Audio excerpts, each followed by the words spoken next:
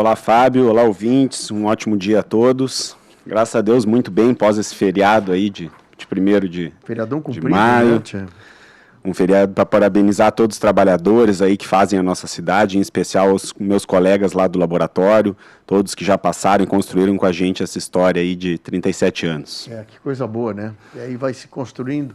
Hoje foi tratado o assunto de saúde aqui, viu? Eu falei com o prefeito Fernando Marrone de Pelotas, falando sobre a questão do pronto-socorro, casas de assistenciais, bastante forte. Agora o secretário Fabiano, aqui de Camaquã, falando sobre políticas aí das UPS, né? Pedindo, inclusive o Fabiano me deu um recado aqui, para que o pessoal procure um posto do seu bairro aí, né? E diminuir a ida na UPA, para não exagerar a quantidade de gente na UPA, acaba trazendo um serviço deficitário para as pessoas. Então, procura iniciar o posto de saúde do teu bairro, Paraná, o teu agente de saúde, porque a saúde é um efeito de cascata, né? E o próprio Marrone falando, né, 2 assuntos importantes para dizer aqui. O Kim trabalha na área de saúde vai entender bem. A Santa Casa de São Lourenço em crise, a Santa Casa de Rio Grande em crise, tudo isso desaguando essa micro-região nossa aqui para Pelotas. Acaba caindo no colo da prefeitura de lá para atender, né? E todos nós podemos ajudar, né? Tanto a não sobrecarregar cada unidade, como em avaliar o caso, a necessidade, né? Para que não ocorra isso que a gente está vendo, principalmente nesse início de frio. O frio, né? Ele complica bastante, né? As nossas emergências, sempre as doenças respiratórias. E acaba aparecendo mais gente nos postos de saúde, crianças. E a gente também tem que ser um pouquinho mais, não só com a vacina, né? Que nós vamos falar um pouquinho, mas é a questão de ter um casaquinho, né? Pô, eu vou sair, sabe que hoje a gangorra, eu vim de jaqueta hoje. E o Rodrigo desceu do carro de manga curta. A hora que eu estava chegando, um de casaco, outro de manga curta. Alguém tá errado, né? Os momentos diferentes do nosso dia, né, requerem bastante atenção. E eu vim aqui hoje, Fábio, foi para falar sobre a diabetes. Diabetes. Tá? Principalmente um estágio que se chama pré-diabetes. Eu acho que muitas vezes ele não é trazido à tona e muitas pessoas não valorizam esse momento que eu considero muito importante. Os sinais os sinais da diabetes, que é a pré-diabetes. Contextualizando para o pessoal, diabetes a gente tem principalmente 4 tipos, digamos assim. Originalmente são 2, o tipo 1 e o tipo 2, né? O tipo 1 é o que não produz a insulina, o tipo 2 é o que produz a insulina, mas ela é ineficiente. Temos também a diabetes gestacional, quem já teve nenês aí sabe os exames que tem que fazer, aquele exame que muitas vezes ficava 2 horas no laboratório, e a boa notícia é que agora já está se flexibilizando para 1 hora, né? E o estágio da pré-diabetes. Por que eu trago ele como muito importante? Porque ele é o nosso último ponto de retorno, antes de tu te tornar um diabético, e aí não tem mais volta. Deixa eu puxar para trás. O que é a diabetes? Só para nós, tecnicamente, só para nós podermos entender. A diabetes é a incapacidade do corpo de absorver a glicose. Tá? Seja ela pela total falta de produção da insulina, que é o hormônio que quebra a glicose e faz com que a glicose possa ser utilizada para a produção de energia, ou se não, uma produção insuficiente, né, ineficiente, que aí pode ser tanto da questão de não se ligar corretamente essa insulina, como de ter muito pouco, e com isso a gente não conseguir utilizar toda a glicose que a gente absorve. Entendi. O que ocorre com isso? A glicose fica na circulação, não entra para os nossos músculos, e logo os músculos eles não conseguem fazer uso, então, né, desta energia. Inclusive, isso já cria uma forma muito fácil da gente entender alguns sintomas. Imagine assim, você comeu, te alimentou e a glicose não chegou nos músculos. Com isso, tu vai sentir o quê? Fraqueza. Né? Com isso, a glicose está nos músculos. O que o teu corpo vai fazer? Vai jogar a glicose está na corrente sanguínea.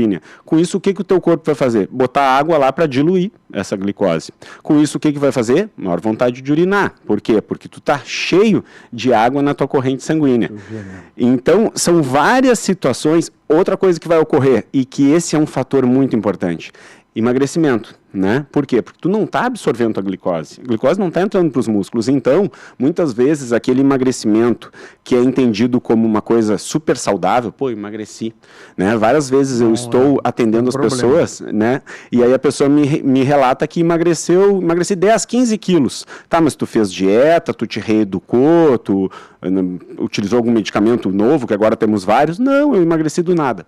Então vamos fazer uns exames, porque ali pode estar o nosso problema. Sim, a pré-diabetes é um sinal, vamos botar assim, sinal amarelo de que tem alguma coisa acontecendo. Exatamente. Tu sabe que poucas doenças conseguem ter uma coisa tão interessante como a diabetes, porque o nosso corpo tem um alerta. É o pré-diabetes. E a notícia ruim é o seguinte, 50% dos pré-diabéticos vão se tornar diabéticos. É mesmo. Então, é um alerta muito importante, por quê? Porque é uma coisa que eu gosto muito de bater, diabetes não tem cura. Muitas pessoas relatam que tem, ou, enfim, acreditam em alguma coisa que vá mudar. Não, tu pode controlar. Então, a pré-diabetes, tu consegue eliminar ela, né? Tu consegue... A palavra é cura. E já a diabetes não tem cura. A diabetes tu vai ter que tratar. Aí tu pode tratar com medicamentos, tu pode tratar com exercícios, né? E aí tem a parte que é a que toca realmente o laboratório, que é os exames, para a gente ter um controle legal, né, do nível de glicose, porque tudo isso está relacionado ao nosso nível de glicose. Eu, por exemplo, gosto sempre de comentar uma coisa para meus pacientes, que é o seguinte... aquele examezinho chamado HGT, que é o de furar a ponta do dedo, este exame ele não serve para diagnóstico, ele é auxiliar no controle. É um sinal, ele é um balizador para poder tomar insulina, é um alerta diário que a gente tem, mas nós temos principalmente 3 exames que são os exames que fazem o diagnóstico da diabetes. Um é aquela clássica glicose de jejum, 8 horas de jejum, né, sem comer uma balinha, sem tomar um cafezinho, nada, né? Muitas vezes o pessoal chega lá no laboratório, mas eu comi só uma balinha. A bala, ela é a glicose pura, né? Então, muitas vezes, isso pode fazer uma alteração bem forte. Não pode, tá, pessoal? E não pode mentir pro cara que está fazendo a coleta do exame. Eu vou dizer porque mentir. Se eu comi uma coisa dentre essas 8 horas, tu tem que dizer para quem está fazendo a coleta, porque senão daqui a pouco, eu fui lá no exame e tal, me deram tudo errado. Bom, meu amigo, não foi o exame errado, foi a informação. O exame, ele precisa representar o teu estado de saúde daquele momento. Então, se você informa uma outra situação diferente do que foi preconizado para aqueles valores que nós vamos expressar no laudo, isso vai dar um falso entendimento de saúde ao médico, né? Inclusive lá no laboratório a gente tem um procedimento que é muito interessante e às vezes causa algumas informações divergentes, que é o quê? Na recepção você vai ser perguntado sobre o seu jejum, na hora da coleta de novo. E às vezes a resposta é diferente para a mesma pessoa. Então a gente tem muita atenção nisso, por quê? Porque alguns exames eles não são diagnósticos, mas o exame de glicose ele é diagnóstico. Não em uma vez, né? Se você fizer só um exame de glicose, depois você vai ter que repetir 2 vezes, ou 2 exames diferentes, que aí eu particularmente adoro um outro exame que se chama HbA1c, que é um exame que ele consegue mostrar como que estava a tua glicose nos últimos 3 meses, né? Expressado em percentual. Ele também não pode ser única e exclusivamente ele para dar o diagnóstico, teria que ou estar outro junto ou 2 vezes HbA1c, mas ele é muito bom por quê? Porque ele evita aquela situação daquelas pessoas que, por exemplo, passam muitas horas sem comer, depois exageram muito na alimentação. Então, ele, como consegue fazer uma composição de 2 a 3 meses da tua média de glicemia, então ele consegue demonstrar muito mais fidedignamente como é que está a tua saúde, neste sentido. A pré-diabetes, olha que assunto interessante nós falar na segunda-feira, depois de nós ter jantado, almoçado com família, comida. E a pré-diabetes é um sinal que outras doenças não dá sinal, né, como a pré-diabetes, né? É muito raro a gente ter essa oportunidade de ver, olha, aqui é a tua última chance, né? Só comentando sobre números, assim, a tua glicose tem que estar até 100, né? 99, melhor falando, a glicose deve estar. De 100 a 126, tu é considerado pré-diabético. Por isso que tu tá numa zona que tu ainda não tem essa conversão para diabetes, mas tu já tem uma intolerância, né, à absorção da glicose.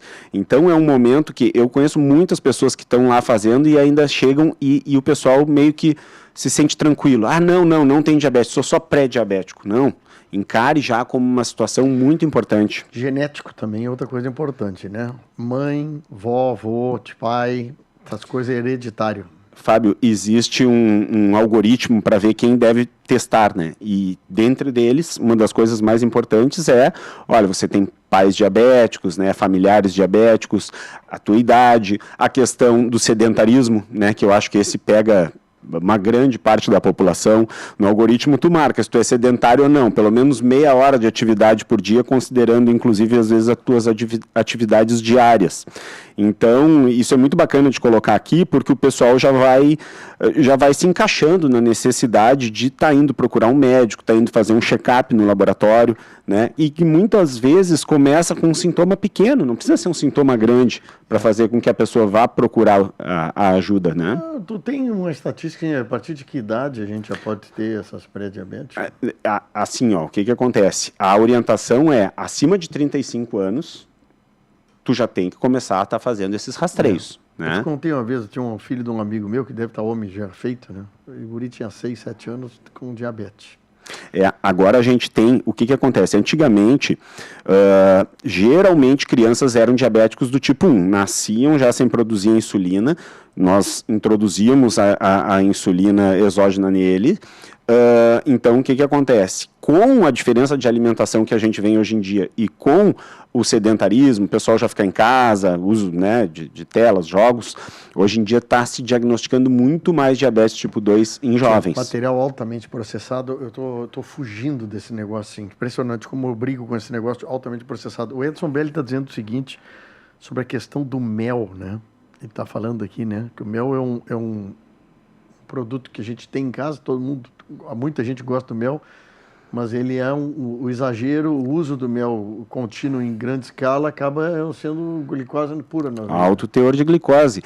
Na verdade, isso daí, o pessoal às vezes tem uma ideia um pouco errada dessas coisas que são naturais. Porque é natural, a gente pode... O suco de laranja, cara. O médico proibiu tomar suco de laranja. Os sucos, altamente. De noite, nem falar de noite. Suco de uva, que utiliza uma grande quantidade de uva para fazer. Suco de uva. Eu adoro também. Mas assim, já diminui drasticamente, cara. Exatamente.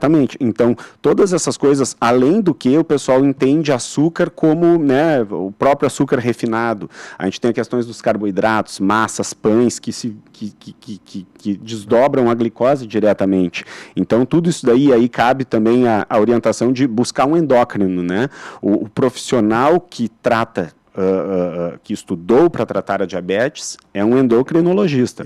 Ali no prédio do laboratório vem uma vez por mês uma endocrinologista, a doutora Georgia, pessoal maravilhosa, e é a pessoa exata para estar dando as orientações corretas. Às vezes uma alteração ou usar 2, 3 alimentos diferentes, daqui a pouco te dá um resultado que tu não imagina, né? Exatamente.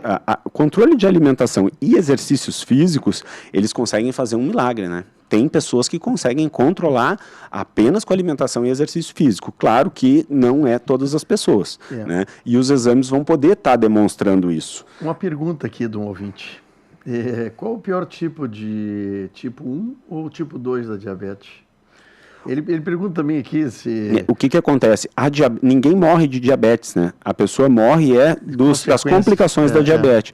Então, na verdade, acredito que uma visão minha, não sou o endocrinologista para passar, mas qualquer um dos dois casos bem tratados, você vai ter uma vida muito longa e tranquila. Claro que o diabetes tipo 1 tem a questão de utilizar a insulina, que é muito mais desconfortável. Hoje em dia tem novos tipos de insulina, né? Adesivos, está saindo uma grande gama de opções terapêuticas.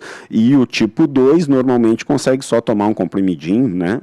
O que é muito mais confortável. O Kim pergunta aqui, o pessoal está participando, eu achei muito legal isso, mas assim, ó, isso aqui é uma entrevista, batendo papo, mas o médico é o cara que tem que responder para ti, tá? Então, correto, nós somos os exames. Pequenos alertas nós fizemos aqui. Exato. A Cátia dizendo o seguinte, fiz uma pergunta, fiz um exame, meu diabetes deu resultado 138. O médico me disse que eu sou pré-diabético, é preocupante ou não? Na verdade é o seguinte... 138 já está O 138 já foge do ponto de corte, né, que é 126. O que acontece? Para o diagnóstico é necessário 2 dosagens, tá, da glicose de jejum. Então, possivelmente, o que ele teve a intenção de expressar é que, alerta, vamos refazer, e aí se o segundo vier também acima do 126, o diagnóstico é feito. O Kátia, nesse número aí, eu vou dizer para ti que é preocupante a palavra. Com certeza. Tu tem que derrubar isso para, no mínimo, 100, no máximo 100.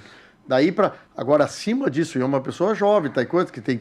Mas o Kim está dizendo o seguinte, é os exames bem feitos, contra a prova, eu achei bom fazer, dias diferentes. É obrigatório.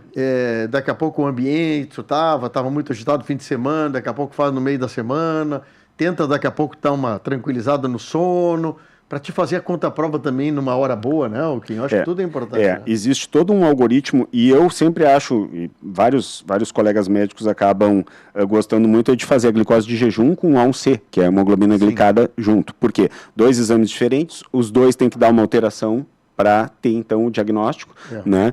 Exatamente pela questão de diversos fatores que podem estar envolvidos nos valores que são expressados. Idade, né? Tamanho, peso, sexo, tudo também muda valores. Não dá pra gente dizer, porque eu dei 110, para mim é bom, não, para mim é pouquinho, mas tu tem algum problema cardíaco, tu tem não sei o quê. Aí que tá. Existe uma síndrome chamada síndrome metabólica, que aí é a complicação, né? A pessoa que tem o diabetes junto com pressão alta, né? LDL, triglicerídeos alto, HDL, que é o colesterol bom, baixo, e o sobrepeso, né? Gordura abdominal. Cinturinha. Exato. O Valtair, lá aqui do Cerro Negro, está perguntando uma coisa que não é bem para o Kim, mas vamos lá, é participação de ouvinte. Quando você está perdendo a visão, resolve fazer cirurgia. Eu não sei por que está perdendo a visão, Valtair. Eu realmente não sei. Não, mas isso aí que ele falou... Agora, a visão e diabetes são coisas que andam juntos. Totalmente juntos. Já na pré-diabetes, a questão dos nervos, todos os nervos, obviamente o nervo ocular, ele já vai sofrendo, assim como as artérias. Esses tempos eu estive num congresso que eles fizeram uma relação... Falou diabetes aqui. O diabético com perda de visão é clássico, né? Então o que acontece? Eles fizeram toda uma correlação em relação ao aumento da glicose e o problema no nervo óptico, né? Então assim, a correlação é direta, 1 para 1. Não morre por diabetes, mas as consequências da diabetes é perda de membros inferiores, né? Pé, dedo, manchas no corpo. Perda de visão, infecções recorrentes. Visão, então nem se fala. Então aqui é um programa aqui de entusiasmar você procurar o seu médico e fazer exame, tá? E mais uma ideia para todos os diabéticos que estão nos ouvindo. Hoje em dia todo mundo tem muito acesso, que é o quê? Acessem a SBD, Sociedade Brasileira de Diabetes. Gente, eles têm materiais maravilhosos. Eles têm, inclusive, o Diabetes Play. Tipo o Globoplay, assim, eles têm o Diabetes Play com as mais variadas ideias de como se alimentar, exercícios, orientação, como entender os carboidratos do seu dia, como entender os seus exames. É muito legal, pessoal. Aqui, a Zilda dizendo o seguinte, eu sou pré-diabético, faço exame 3 meses. Mas tu tem que sair, Zilda, tu tem que fazer um por si para tirar... Parem com alimentos ultraprocessados, tá? Isso é outro pepinaço, isso aí. Ultraprocessado, e diminua sucos de fruta. Principalmente se você quer comer laranja, come laranja. Mas suco de laranja... Muitas laranjas. Toma, não tem problema tomar o suco de vez em quando. Eu adoro suco de laranja. Mas o médico diz, quer comer laranja, come laranja. Mas não toma suco. E não come laranja de noite. Come laranja de dia. Quando for fazer exercício. Hoje, no Brasil, só como um dado, nós somos 16 milhões de diabéticos. E isso nos coloca como o 6º país com mais diabéticos, né? Nós somos um país tropical, né? Nós comemos mal, viu? Exato. Nós comemos mal. Olha, tu olhar pro carrinho do supermercado da gente... Tá, Daniel? Eu falo porque eu adoro. Quem é que não gosta de uma bolacha recheada?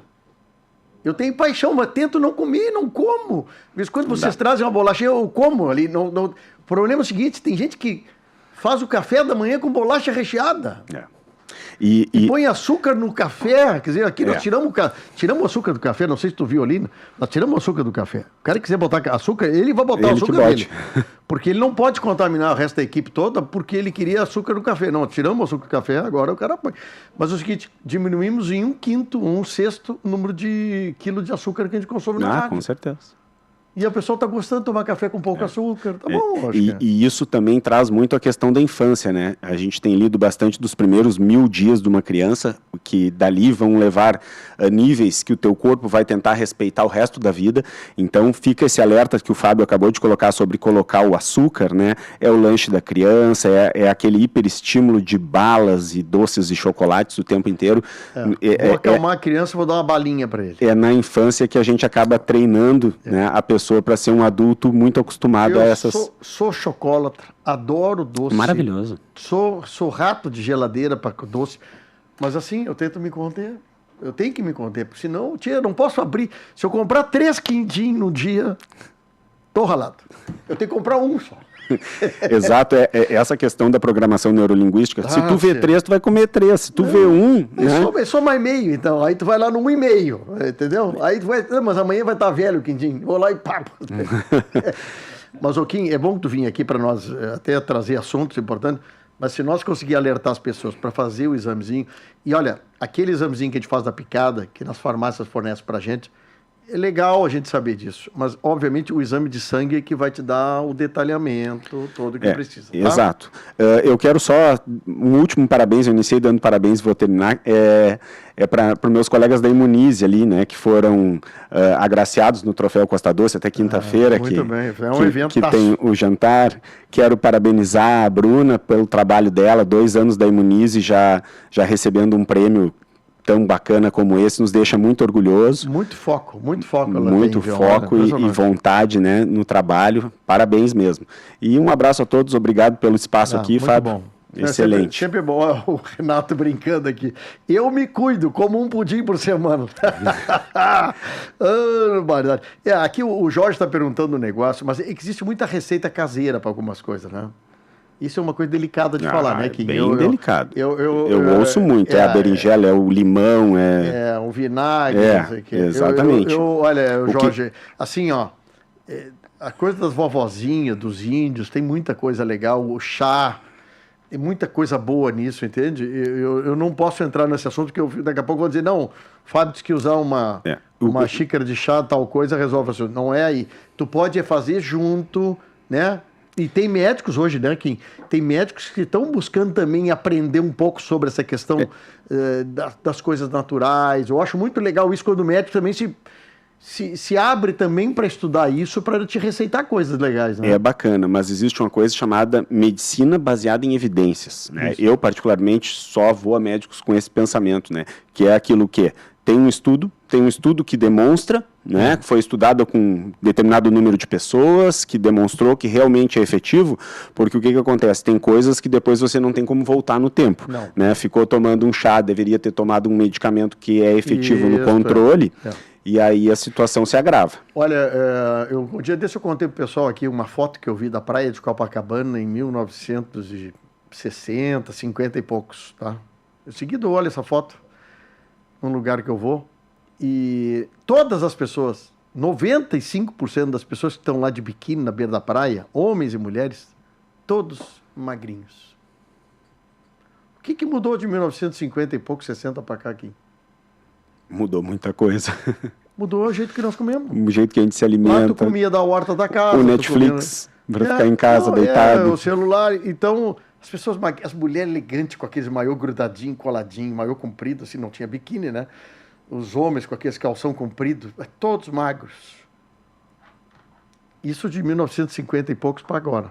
O que mudou? A maior parte da alimentação. É o refrigerante maravilhoso que nós temos, é as bolachinhas, coisas processadas. Já tem um estudo associado, né, utilizado uma marca Coca-Cola para falar, né, mas os diabéticos da Coca-Cola, né, porque é jovens que tomaram... Eu conheço gente viciada em Coca-Cola. Exatamente, não toma água, Pepsi, basicamente. Assim, Coca de litro, Coca o dia inteiro de Coca. Não é zero, o pior é que não é, o zero não adianta. O zero é uma diminuição um pouquinho, mas não é o problema. Amigo, obrigado. Obrigado pelo espaço, Fábio. Um abraço.